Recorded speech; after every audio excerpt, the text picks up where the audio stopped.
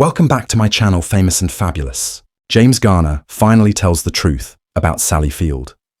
James Garner was born James Scott Bumgar on April 7, 1928, in Norman, Oklahoma.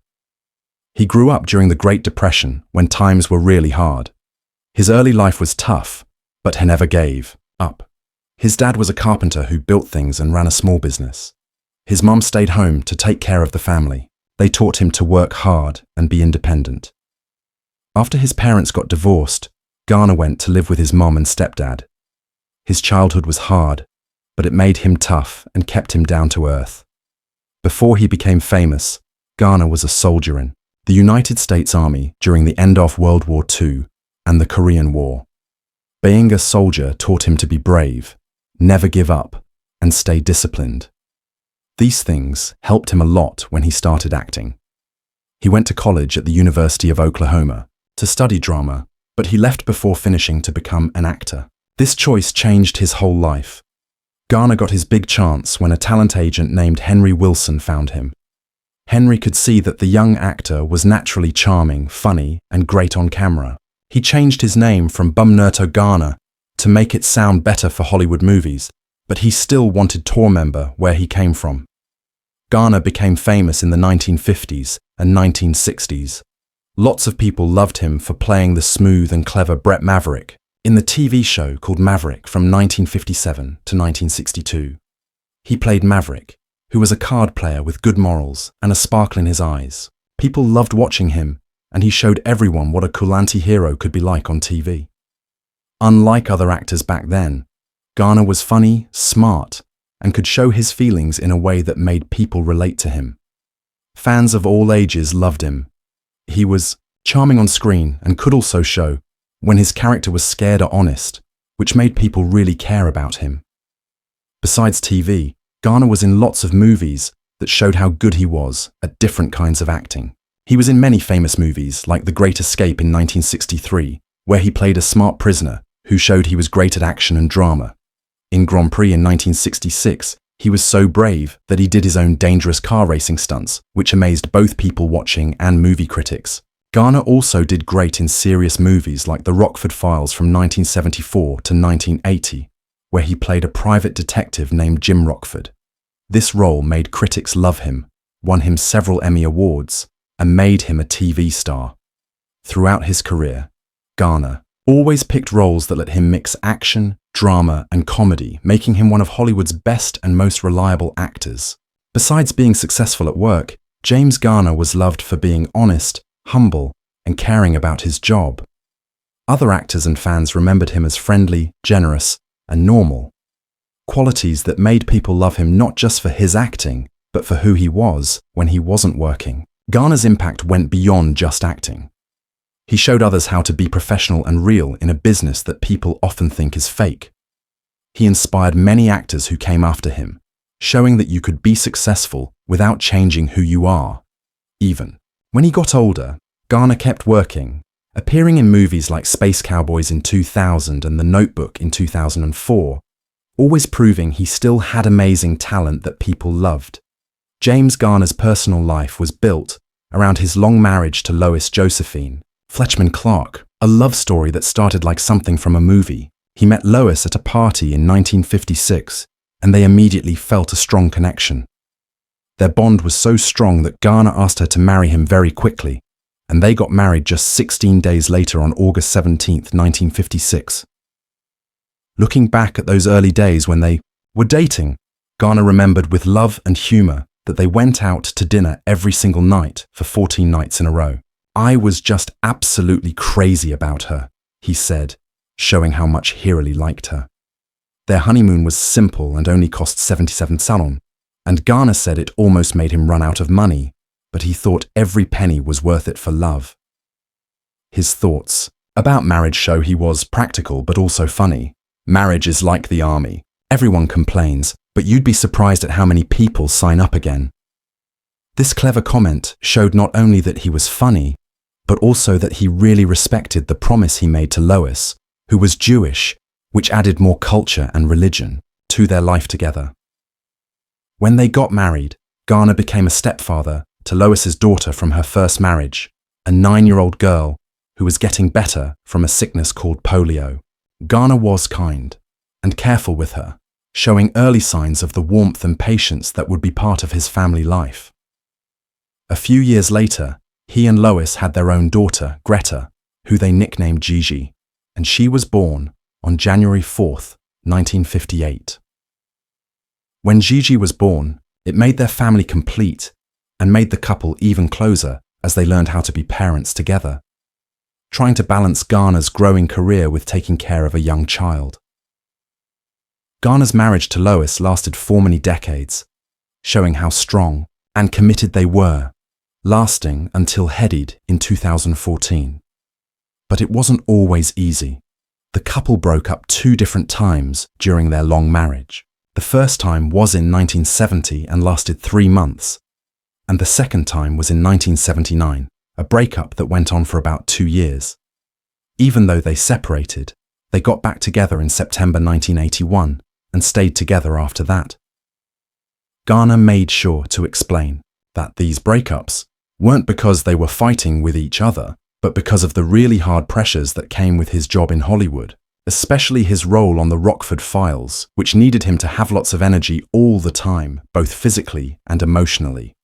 He was in almost every scene of the show while dealing with terrible pain from his arthritic knees, and he was always under pressure from the TV studio to do amazing work every time. When he left the show in 1979, it was because he needed to, not because of marriage problems. He needed time by himself to get better and feel normal again. During this time, Garner spent time between Canada and a house he rented in the San Fernando Valley, looking for the quiet and space he needed to feel better, physically and mentally. James Garner, the famous actor known for being charming, funny, and like a regular guy, finally talked openly about working with Sally Field and what it was really like, talking about something that people in Hollywood had been guessing about for a long time. "Sally Field is a really good actress, no doubt about it," Garner said, showing that he respected her work. He then talked about how they got along on the movie set, saying that while they acted together and worked as a team, there were some tensions that people didn't understand and that newspapers wrote about incorrectly. "People always ask if we were close friends, if we had special chemistry," he continued. "And sure, we worked well together as actors, but don't believe everything you read in the headlines."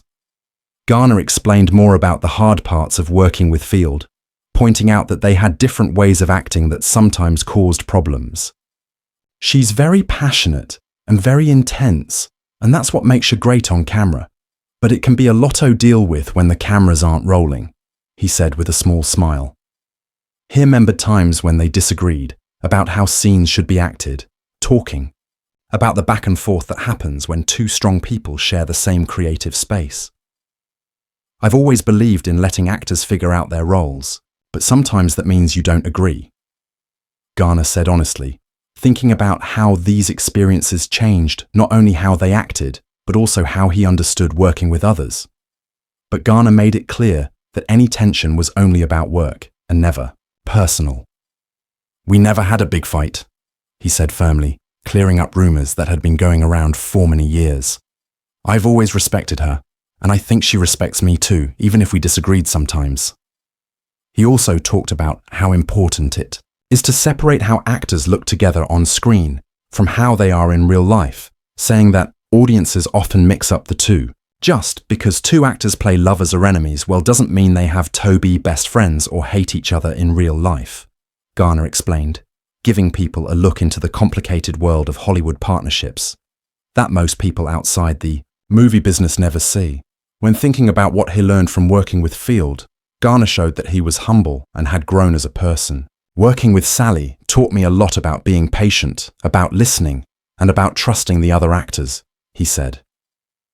What he said showed not only what Field was like as an actress, but what he was like as an experienced actor who had learned to deal with the often tricky parts of being famous, personality clashes, and what the public thinks. In the end, Garner's honesty cleared up years of guessing, giving fans a rare look into the real story behind 2 famous Hollywood people. "I just wanted to tell people what really happened," he finished, because the truth is usually more interesting and more complicated than the rumors. James Garner, even though he was charming and great on screen, fought serious health problems throughout his life, especially with his knees. During the 1970s, while filming the famous TV series The Rockford Files, Garner's knees became a constant and drearily painful problem. Playing private detective Jim Rockford was physically hard, often involving running, jumping, and doing intense action scenes, which put a lot of stress on his joints. This stress led to him needing many medical treatments, and Garner had 6 or 7 knee surgeries during that time, showing both how bad the injuries were and how tough he had to be to keep working, even though he was in constant pain. His knee problems continued into his later life, and eventually he needed more serious medical procedures. By the year 2000, Garner had knee replacement surgery on both knees, a big and serious procedure that showed the long-term damage from years of physically demanding acting roles. These surgeries were painful and took a long time to recover from, but they showed Garner's determination to keep moving and stay independent even when facing serious physical problems. Garner's health struggles weren't just with his knees. On April 22nd, 1988, he faced one of the most serious medical emergencies of his life, quintuple bypass heart surgery. This procedure involved going around 5 blocked arteries to get blood flowing to his heart again. It was a major operation that was very risky, especially for someone who had smoked a lot for most of his life. Amazingly, Garner got better from this life-threatening surgery very quickly, showing how physically tough and determined he was. However, his doctors strongly told him to quit smoking to prevent more heart problems.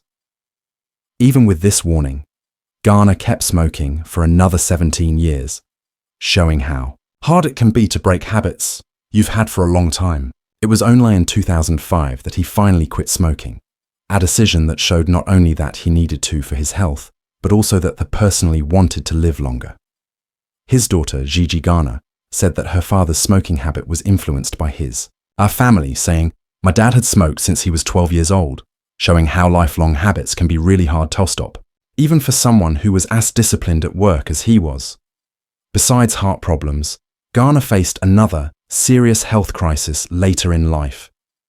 On May 11, 2008, he had surgery after having a serious stroke just 2 days before. Strokes are often really bad events that can cause long-term brain and physical problems, but doctors said Garner's chances of getting better were very good.